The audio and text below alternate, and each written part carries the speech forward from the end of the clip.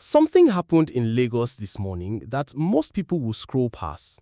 But if you live in Lagos, work in Lagos, or simply care about the future of the most powerful city in Africa, you need to stop and pay attention. Because what took place behind closed doors at Lagos House Marina on Monday, the 27th of April 2026, was not just a press conference, it was a coronation.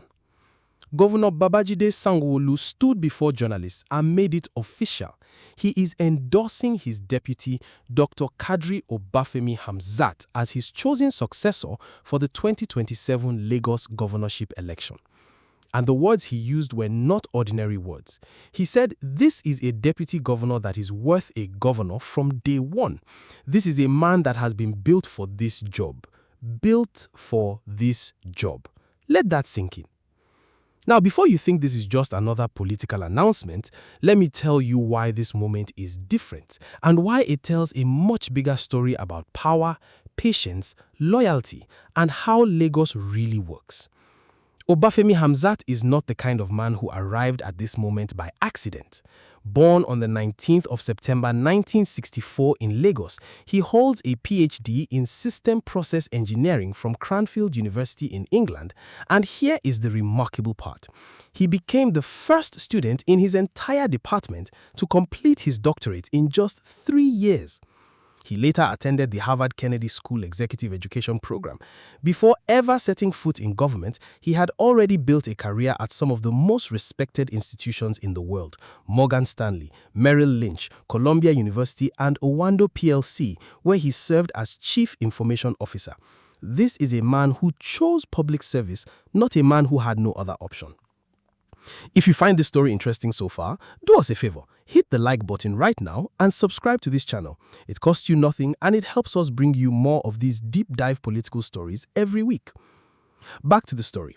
When Hamzat entered Lagos government in 2005 as Commissioner for Science and Technology under Asiwaju Bola Tinubu, he did not just occupy the seat, he transformed it.